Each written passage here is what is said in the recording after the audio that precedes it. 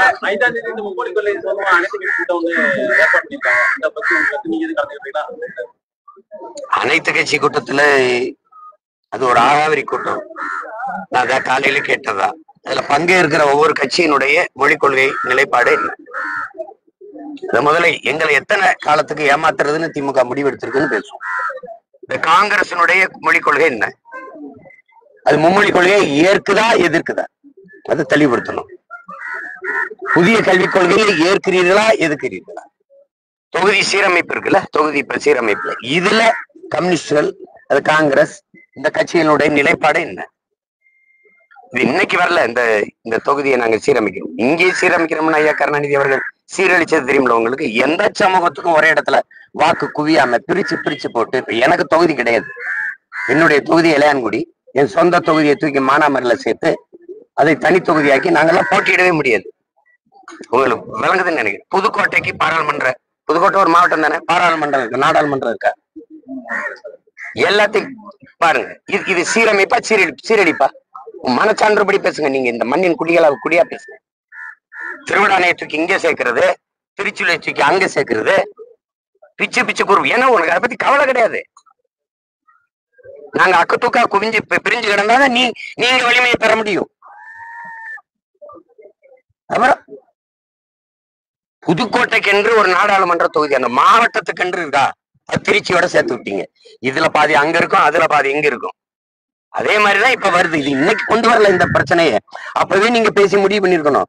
இன்னைக்கு தேர்தல் வரும்போது இதை பேசுறீங்க. தேர்தல் வரும்போது மும்மொழி கொள்கையை எதிர்க்கிறேன்றீங்க, தேர்தல் வரும்போது புதிய கொள்கை எதுக்கு? புதிய கொள்கையை நீங்க ஏற்றுக்கிட்டீங்க, செயல்படுத்திட்டீங்க வேற வேற பேர்ல. இல்லம் தேடி கல்வி அந்த புதிய கல்விக் கொள்கையில இருக்குது, அதான் நீங்க கொண்டு வந்தீங்க. இந்த மும்மொழி கொள்கை அந்த புதிய கல்விக் கொள்கையில இருக்குது. இப்ப தேர்தல் வரும்போது நீங்க பேசுறீங்க.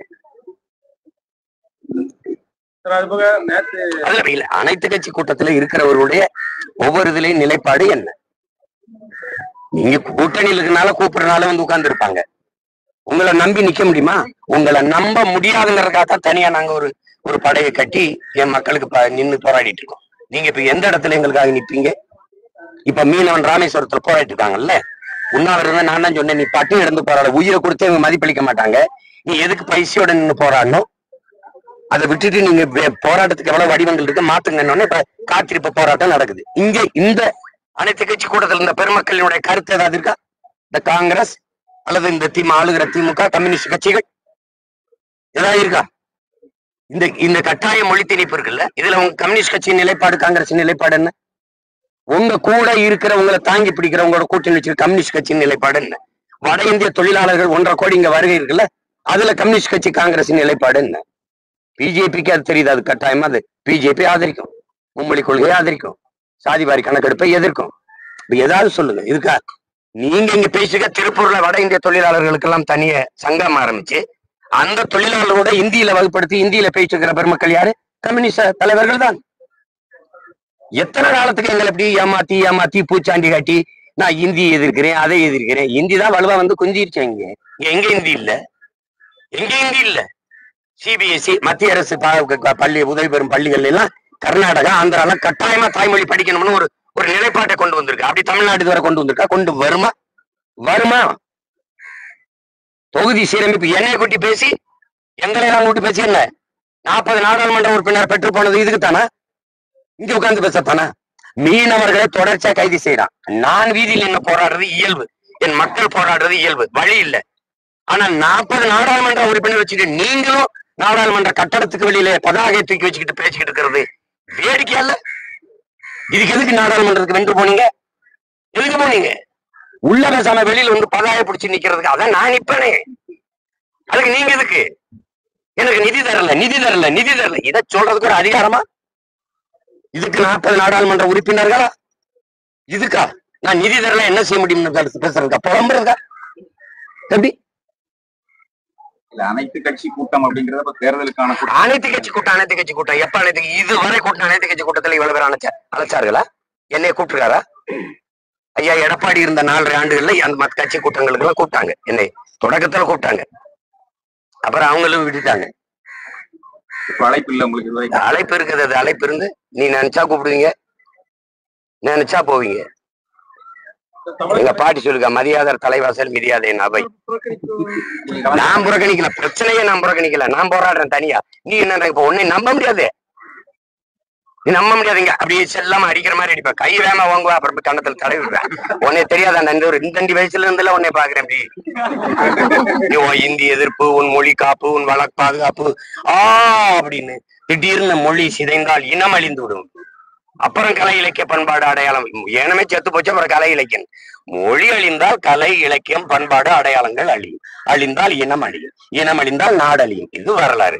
அதே தொடர்பு தெரியல, அழியும்னு தெரியுது இல்ல. மொழியை காக்க நீங்க செஞ்ச முயற்சி. சென்னை தலைநகருக்கு வாங்க, மேல நம்ம சென்னை, சென்னை எதுல எழுதிருக்கு? இங்கிலீஷ். என் ஊர் ராமேஸ்வரத்துக்கு வாங்கல, எங்க ஊர் ராமநாதபுரம் உண்டு, வெல்கம் டு ராம்நாடு.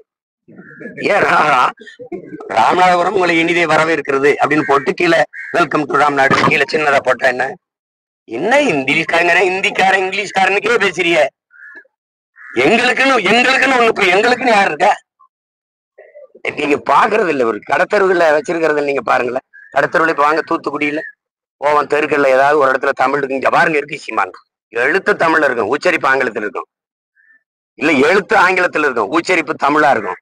இப்போ இல்லாட்டி எப்போ எப்படி எழுதியிருப்பான்னு நினைக்கிறீங்க? IPPO இப்போ இல்லாட்டி இப்படி எழுதியிருப்பான். வாடா மச்சான், VADA வாடா மச்சான், MACHAN மச்சான். இது எப்படி இருக்கும்? வாடா மச்சான் அப்படி இங்கிலீஷ்ல இருக்கும். இததான் பெரியார் விரும்பினார். தமிழ் இங்கிலீஷ்ல எழுது, இங்கிலீஷ் தமிழோட ஆங்கிலம் கலந்து பேசு, தங்கிலீஷ ஆக்கி அழிச்சுட்டான்.